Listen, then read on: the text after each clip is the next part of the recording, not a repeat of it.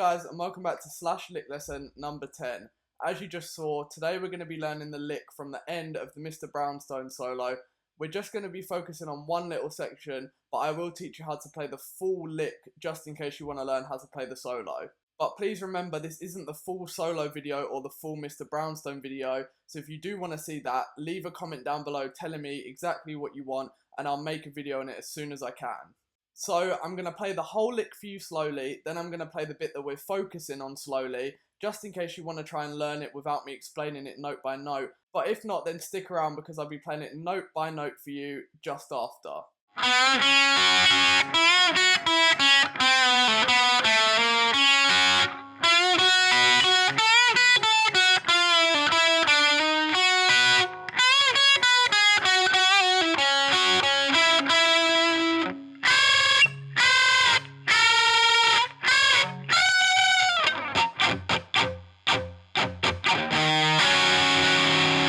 So that was the whole thing played slowly. Now the bit that we're going to be focusing on that actually repeats twice and almost 3 times during the lick is this little bit.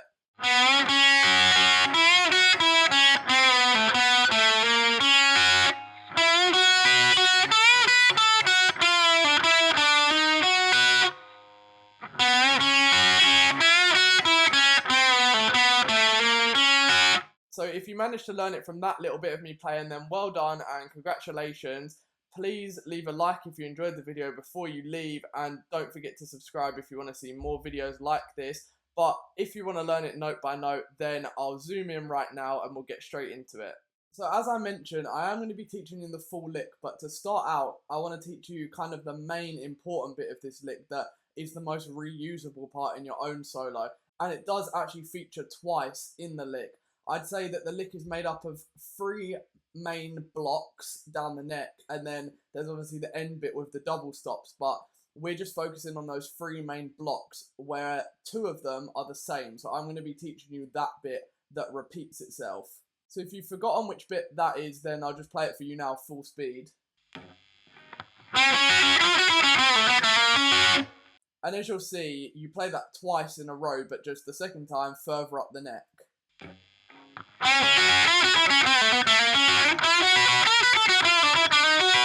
And the really cool thing about this section and why I'm focusing on it so much is that it's the first shape that most of you have probably learned in the pentatonic scale. So you can use this when you're making your own solos if you're a beginner, and if you're not a beginner but want to get into the slash style a bit more, then this is another classic slash lick that he always uses, and if not in this way, he varies it, but it's always very similar. So to start out, you want to bend up half a step on the G string of the 5th fret, and then play 3, 3, and 3 on the B, E, B string. So that goes like this.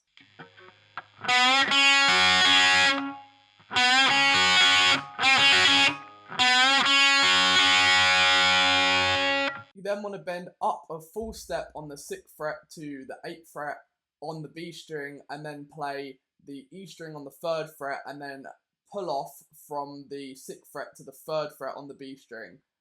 That goes like this. This next part's a bit trickier. You have to pre-bend the 5th fret on the G string half a step up, but don't actually bend it up, just move it to that position without playing it, and then you want to pick it and release it down to the 5th fret, and then pull off to the 3rd fret. And then after pulling off to the 3rd fret of the G string, you want to play the 5th fret of the G string, and then play the 3rd fret again and hammer onto the 4th fret. So overall, that little bit sounds like this.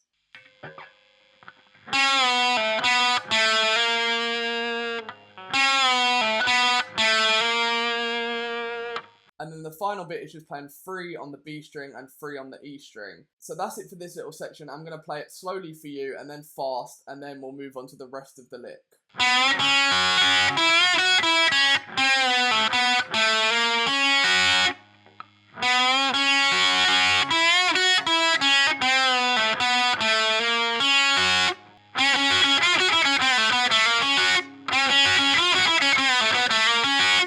For the next bit, we're playing the exact same thing, but instead of playing it in the G minor pentatonic position, which is at the 3rd fret, we're moving down to the C minor pentatonic position at the 8th fret. So that means instead of starting on the 5th fret with a half step bend, we're going to be starting on the 10th fret with a half step bend. But apart from that, it's the exact same thing. So let me play that for you.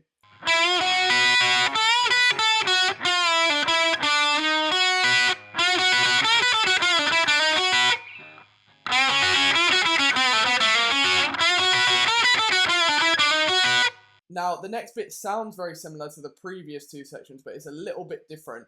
But the similarity is that we're still in that first minor pentatonic scale position. We're just now playing in the key of D, or where the first position would be if you were playing in D. So that's on the 10th fret. So what we're doing now is going to the 13th fret of the B string. We're bending that up a full step, and then we're playing 10 on the high E string, 13 on the B string, 10 on the high E string, and then 12 on the G string. That's going to sound like this.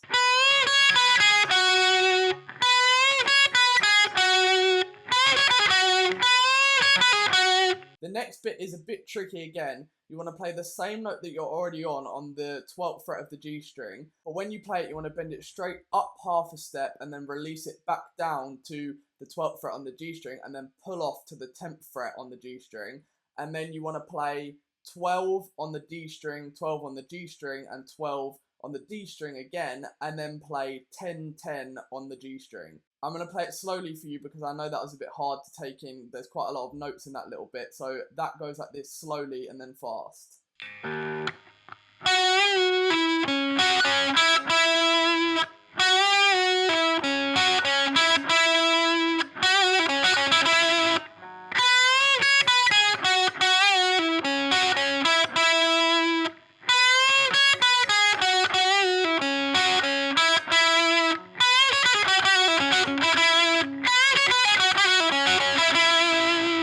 So if you've learned everything we've done so far, you should have something similar to this.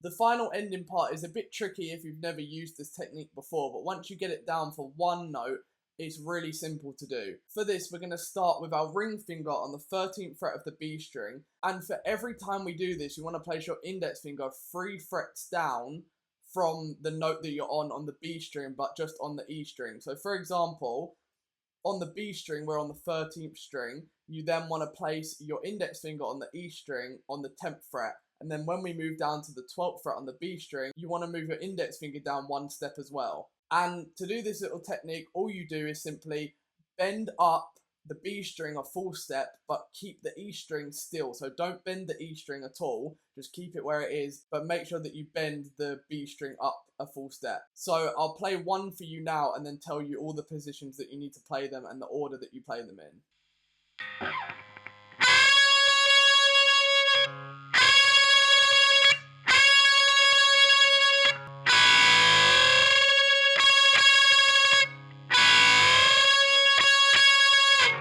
You'll notice there that you can tell when you have that bend at the right pitch because the two notes kind of synchronize together and they sound really good. But if your bend on the B string isn't right, it sounds kind of weird and horrible. So that's a good way to practice that. Just slowly bend up and you'll hear when you get it at the right pitch like I just did there. So the order that this goes in is we do one with our ring finger on the 13th fret. Then we move everything down a fret to the 12th fret. Then we skip a fret and go to the 10th fret, and then back to the 13th fret, and then all the way down to the 18th fret down here. So I'll play that slowly for you and then fast.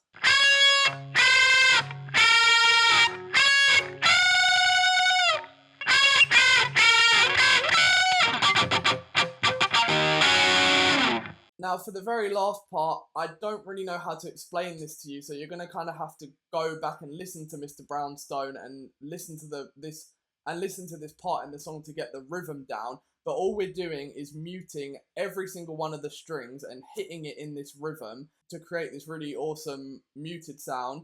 And then the final chord, I don't actually know what it's called, but Jimi Hendrix uses the chord quite a lot, and Slash uses it a lot as well. But to play this chord, we're using all 4 fingers on the left hand. We're playing the 7th fret with our middle finger on the A string. the 6th fret with our index finger on the D string, the 7th fret again with our ring finger on the G string, and then with our pinky finger we're playing the 8th fret on the B string. And it's a really cool sounding chord, and then you just want to play that and slide down the neck. So that little ending part sounds like this.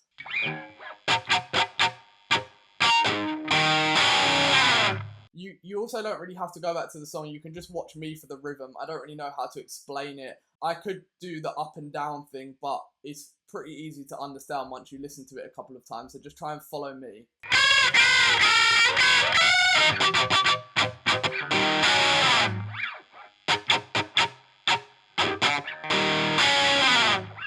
So I'm going to play the full thing slowly for you one more time and then fast to finish it off.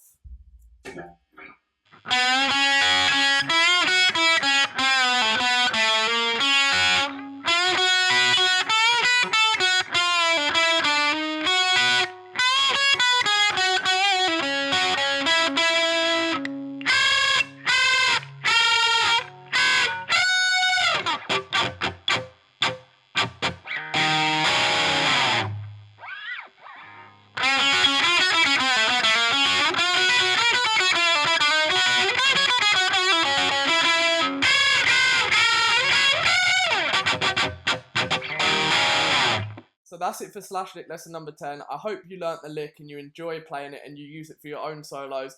If you did like the lesson, then please leave a like on this video, comment down below any suggestions you want to see, and make sure to subscribe to me, follow me on Twitter, and add me on Snapchat, and follow me on Instagram. All the links for that are down below in the description. But yeah, thank you for watching the video, and I'll see you in the next one. Bye.